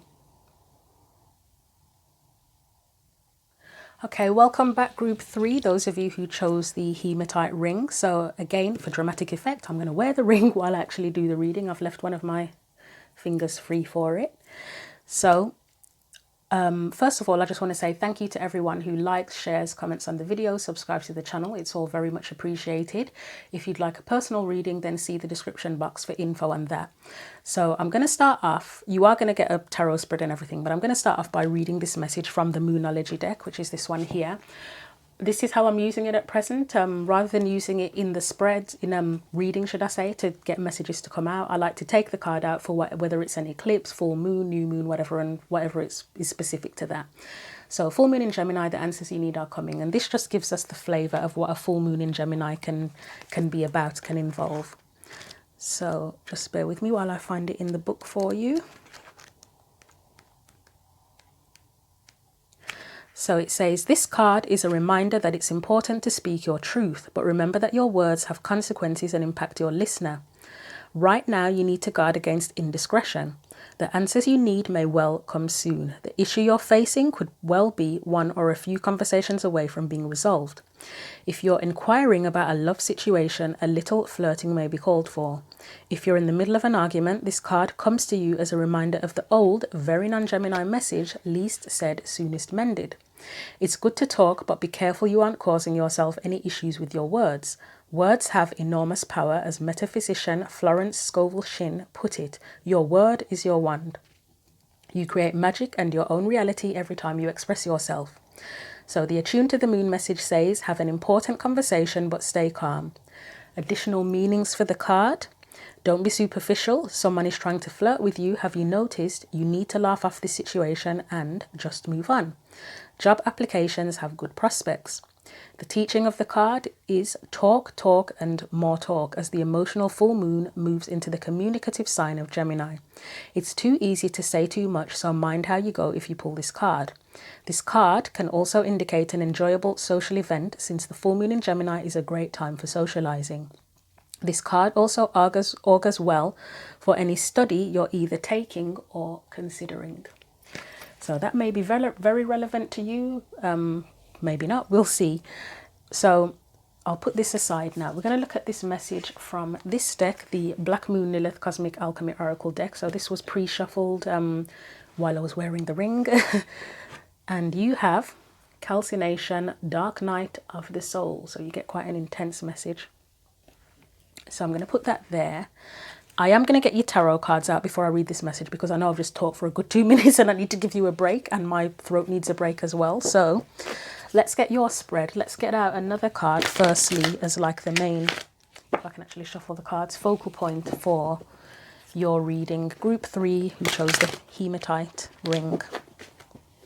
This is actually one of my favourite rings, to be honest. I know it's really simple and plain, but I actually really like it. And I think this is my replacement. I had one originally, and I think I wore it out with stress, the first one, because it's a ring of protection, isn't it? And I was in a very stressful situation for a good few years with that one. So I think, yeah, it did its job and I wore it out. Anyway, so, whoops, that was very quick. We've got the Chariot. I'm going to try that again because that was so fast and a lot of cards came out. So what else do we need to know as a focal point for your reading group? I actually really like this ring method, I have to say as well. I think this might be like my thing now. You've got the Six of Pentacles and the Knight of Wands. Oh, you know what?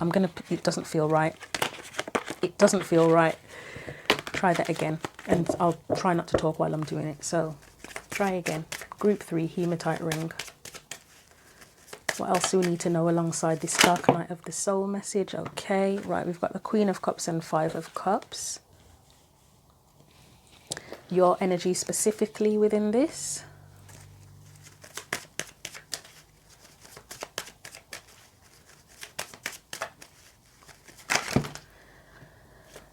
Okay, that does feel right. So we've got the Death card. And I believe the group I just did, so that would be the second group, which was the Amethyst Ring, got that. Did they? Or was it, you know, it gets confusing when you do lots of readings in days after each other. Like for a whole week, you're doing loads of readings each day. It does become a bit, yeah, you forget. Even though it was only like over an hour ago. Let's get the energy that's external or surrounding. You've got the Page of Wands. Right, okay. That's interesting energy, to be honest. Past.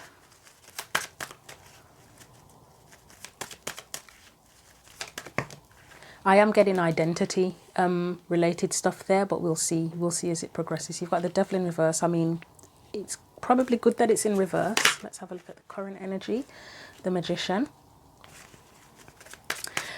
I feel like there could be quite a few Scorpios watching this, or if you have Scorpio Sun, Moon or Rising, or if there's a relevant placement in your birth chart, that might be very relevant here. There's a link in the description box if you don't already know your birth chart and you want to generate that.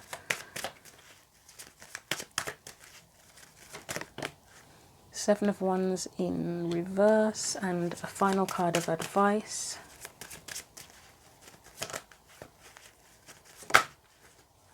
You've got the Queen of Wands, okay. So I'm now going to read the message from this book here. So it's number 33.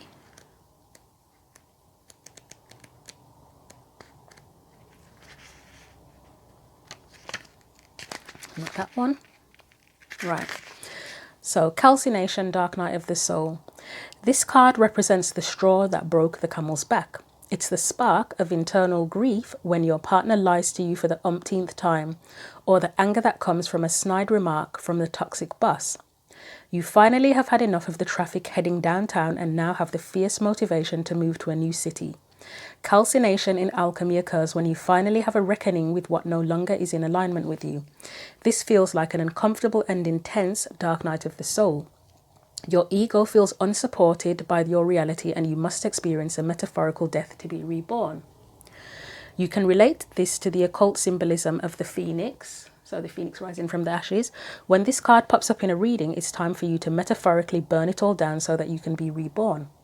Calcination is the first step in the practice of alchemy, associated with the lead planet Saturn, where you start and work your way inward toward the gold of the sun.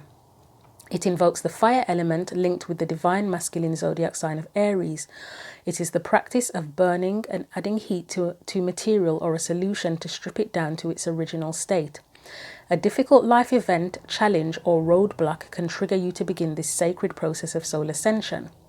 While this is the beginning of your alchemical journey, it's an extremely necessary first step to progress to higher states of consciousness. Calcination phase shadow work. You can integrate the first step of calcination by identifying what should be purged in your life. Take a moment to journal your thoughts and emotions during this process. Prepare for an ego death or shedding of your old self.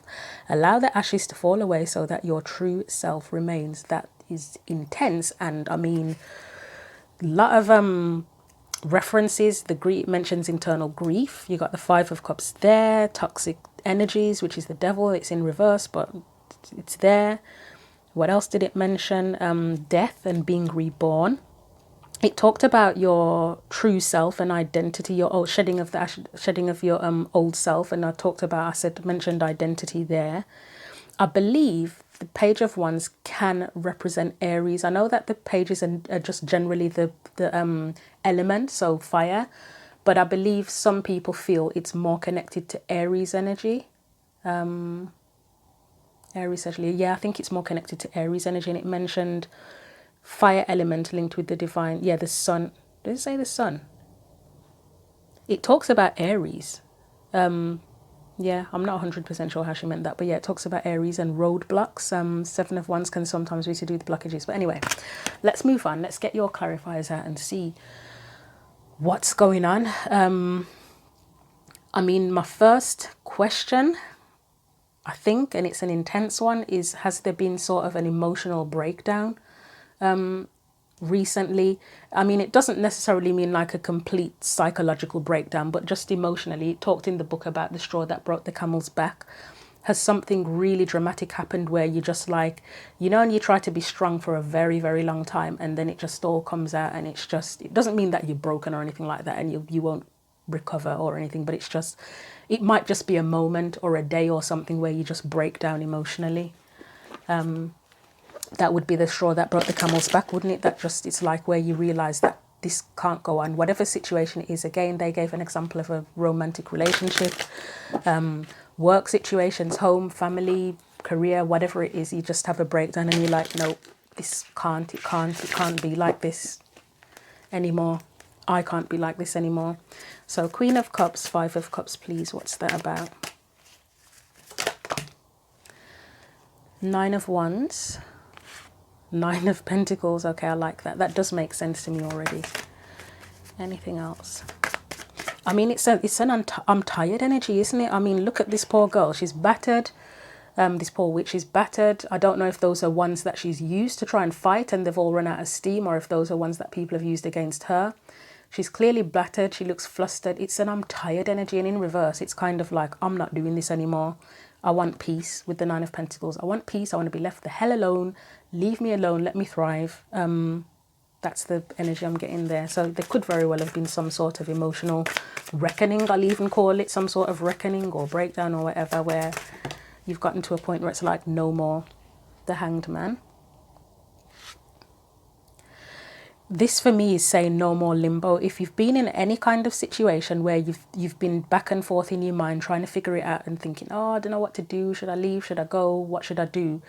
This to me kind of says, nope, no more. I'm out. Peace out kind of energy. If the Eight of Cups comes out, then that would confirm that. But let's see. You have the Emperor. I mean, that is a card of now taking the charge and being proactive, isn't there? If the straw has broken the camel's back, that's where you're like, nope, F this. I'm getting my sovereignty back. And then Death, that's where it's change, isn't it? Again, it's ready for things to change, being ready for things to change. So I shall leave that there because I think that makes sense, to be honest. So, right, Death card, your energy specifically. So you acknowledge the change is needed. You are probably currently changing in a major, major way.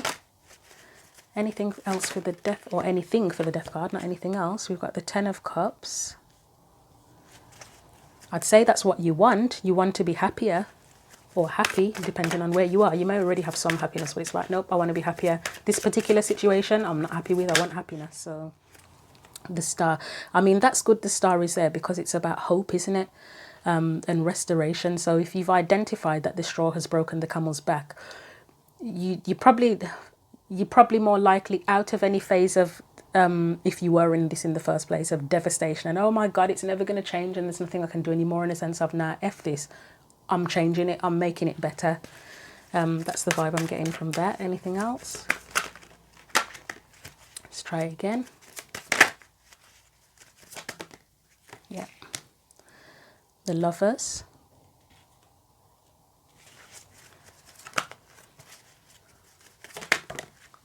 The World. That's brilliant. That is actually, I mean, Death, it doesn't sound like a good energy to be in, and obviously in tarot, we, for the most part, we say it's not literal death, it's metaphorical, but it's a good energy. It's like, even if something's over, it's having that energy of, I know this has gone to shit, the tower may have hit or whatever's happened, but I know that I can move forward and change things for the better. I will get back to that Lovers card. I'm not ignoring it. I just want to see what else comes out. And then we've got the Fool, Four of Pentacles. That's a weird one. I'm going to need to look at the Lovers on its own. So for the most part, that for me, and you know what, the Lovers and the Devil are two sides of the same coin in a way. It's connecting with something that you love. It's choosing, isn't it? Choosing what you love. It could be yourself. It's usually something else outside of yourself, but choosing what you love. So, I mean, they'd use the example of a partner that's cheating on you. If you've been in that situation, it's finally saying, no, this is wrong. I'm not putting up with this anymore. I want to be with somebody who I can have an actual fair, balanced, harmonious relationship with. So that's choosing something that you would love more instead, or career paths if it's a career that you hate. it's kind of leaving that behind and saying, nope, not doing this anymore. I'm moving on to that because I'd love that more. Just, yeah, it's getting something that's fair for you. And something that makes you feel empowered, because the King of Wands for me is something that's about empowerment. So whatever it is you've decided you've had enough of, it's something that would have held you back.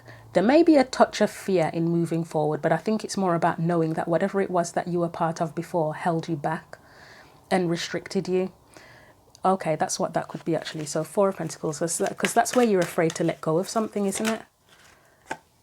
Four of Swords. So you might have you might be still in the process. I don't think this death stuff or transformation or whatever is complete. There's still a bit more recovery, still a bit more of a recovery process. Maybe you haven't 100% let go, or there's something in particular you need to finalize, like say if it was a divorce or something, is finalizing stuff like that. Or in terms of leaving a job, like literally you may literally have to hand your notice in, or formalities, you know, that kind of thing. Four of Wands. Okay.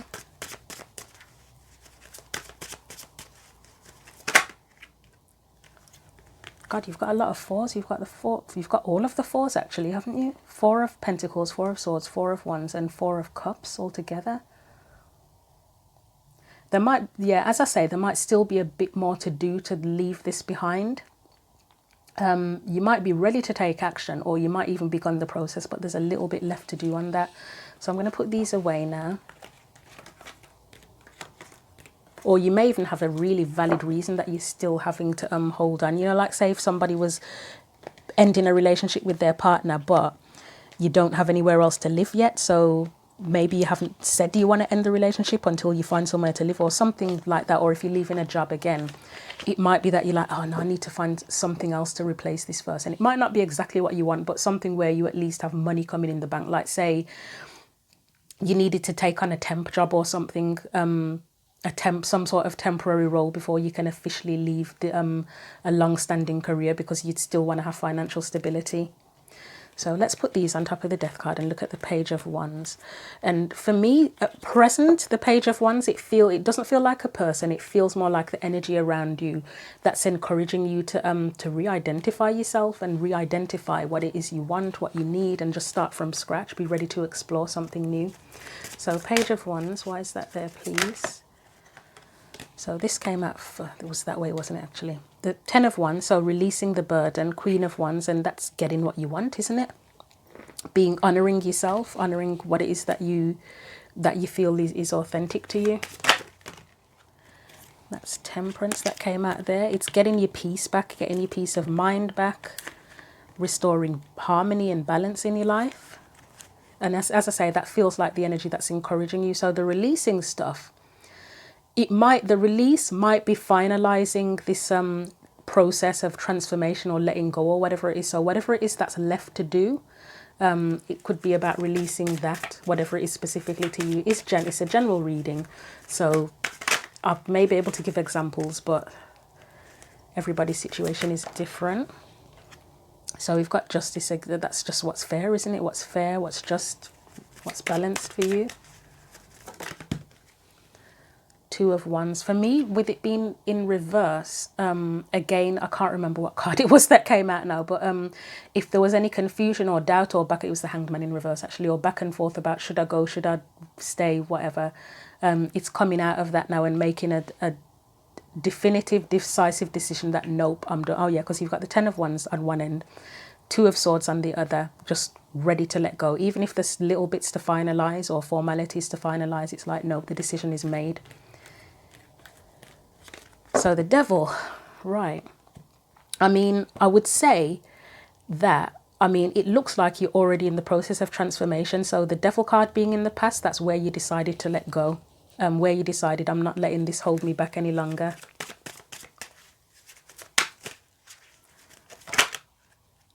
And then you get the Fool, which is somebody who's completely free. I love the way that happens.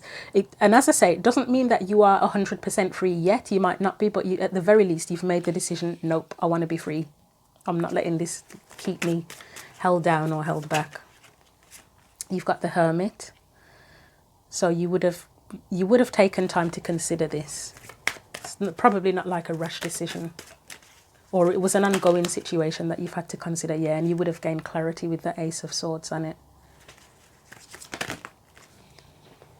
Okay, Eight of Swords in reverse. This is where you free yourself, isn't it? And you get the Strength card. Okay, I might get one just for that. That might be about building up the courage to take physical action, that you had to build the courage up, because sometimes cards in reverse, sometimes it can be like a work in progress. But let's see, why is the Strength card there? Yeah, so if you've been hurt in the situation, it might have sapped your energy actually. That could be why you were held back, because it took so much of your energy, you didn't have the strength to leave it in the first place. But the decision's made now. You may need to get some more strength in order to completely finalize things as well. Okay, this looks like the light at the end of the tunnel. As well as being where you get your strength back, could be illumination as well. It's like the light at the end of the tunnel. So I'm going to leave that there, and I'm going to move on to the current energy for you.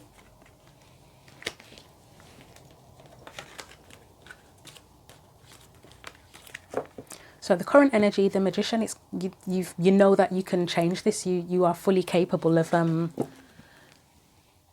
taking control of the situation and changing it for the better, with the Magician card being there. Right, anything else, or anything for that? Chariot, again, it's just showing me that there's no indecisiveness, because the Chariot, yes, it can be about movement upright. It could be that again a work in progress of choosing your direction as well, but I wouldn't say there's any confusion about what you want to do. You might need to gain a bit more clarity on exactly what to do, but it's in terms of leaving something behind, that decision to me has been made. Let me try that again. That didn't quite feel good. Two of Wands, yeah, you might still have because Two of Wands can be connected to making plans, can't it? So you might still have some plans, again, finalizing something. So that keeps on coming up, doesn't it, about finalising things? Yeah, I said you may need to gain more clarity. You've got the Sun there. Knight of Pentacles, I mean, he's a planner. That's someone that plans and takes careful steps to do something rather than rushing. Ten of Swords, yeah, again, that whole finalisation thing. It does feel like you're finalising stuff, or may need to finalise stuff. So we've got the Seven of Wands coming up in the future. I mean, the first thing that comes to mind, because this energy upright can be protective or it can be defensive. Like, you know, where people are trying to fight against you or put you under pressure or whatever. And to me, it's like, no more fighting. I'm not fighting this anymore. I'm not fighting this battle anymore. It's done. I'm walking away. But for the better, to go to being that Queen of Wands energy. Not that you're giving up and you just defeated. It's not that you're defeated, it's just that you're not doing this anymore. Like, say if you were overworked or something like that, it's like, no, I'm not doing this anymore. So Seven of Wands, again, changing things for the better with the Ten of Pentacles, so that you can have greater stability and prosperity for yourself. And there's probably potentially a family involved here as well, or at least an element of long-term. There's something long-term here as well, where you want to create long-term stability. So let's see what else comes out for that Seven of Wands. Five of Cups. Five of Cups for me recently has come up often as, I mean, it is a card that can be to do with grief, but it's just the process. Like, even if you've made a decision to leave something behind or leave a situation behind, it doesn't automatically mean that, oh, I'm done now, that's it, I don't have to think about it anymore. There will still be a grieving process involved. And I know in an Aquarian reading recently, this came up as Aquarius grieving the old version of themselves, like to go into something better. But it's like, even if you're ready and prepared to leave something behind, you've still had a bond and a connection with that thing or that person. So there will be some grieving involved in as part of the process of letting go. So the King of Swords, that's just someone who's very decisive. They're a planner. Again, the plans, the finalization of things. And very decisive as well, knows exactly, well, not necessarily exactly if he's making plans, but he knows what he does and doesn't want. Ace of Wands and Knight of Wands, I mean, that's a new opportunity, isn't it? It's ready to go towards a new opportunity. It's a spark of inspiration. So once the camel's back is broken and you've dealt with all of the little bits and pieces and whatever, then the spark is back. And the Empress, she's kind of sideways, in reverse, whatever. It's again, it's a work in progress. So it looks like this whole process, it's not quick. It takes time. The Empress looks like a work in progress where she's ready to create something new. She's abundant, but it's a work in progress for you. So let's look at the final card of advice, Queen of Wands. And the first thing we often say about the Queen of Wands, isn't it, is, oh, she shines her light and she knows what she wants, she gets what she wants, that kind of energy. She's seen, she's heard, she's admired. So Queen of Wands, why is that there? And this is your advice. Again, so I'll reiterate again, anything that you need to release is probably the little bits and pieces that are holding you back. Again, if you've got any, whatever it needs to be finalized, dealing with that, tying up loose ends, I would say, including going through, if it's a dark night of the soul, doing that as well. There's a lot of emotional and intuitive stuff here, because the Page of Cups and the Queen of Cups can be known to, well, all three of them can be known to be psychic, to be honest. This would probably be the spiritual side of things, is addressing all of that and any residual emotions. Pay attention to that if there's any emotions that you haven't addressed, because we can feel really strong and leave situations behind and then be very practical and take action, but we forget sometimes. So it's like, don't forget to address the emotions as well. Yes, be practical, do what you have to do, take action, but take time out to address the emotions that you have with it. Again, that card of grief came up in the future energy, didn't it? So again, there is still a grieving process. Don't leave anything unprocessed, because it will can catch up with you later, can't it?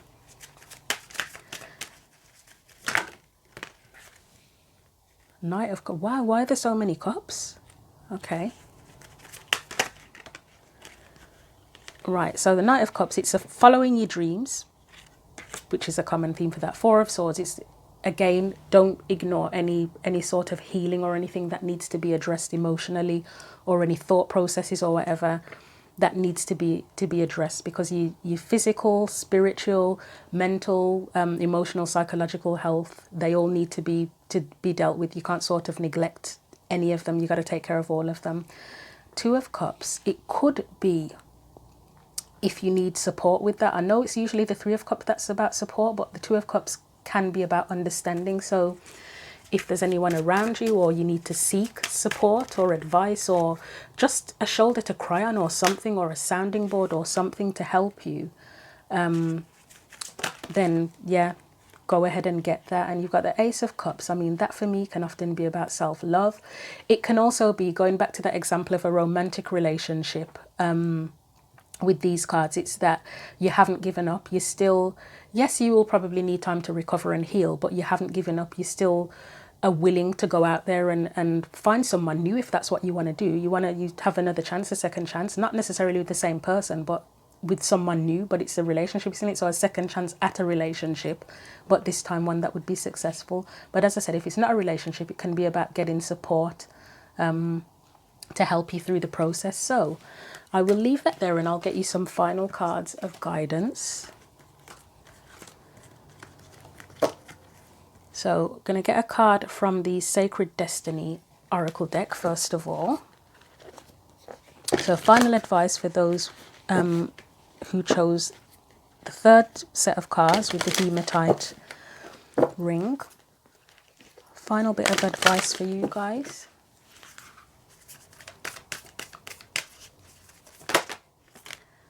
You've got blessings and miracles, which is great.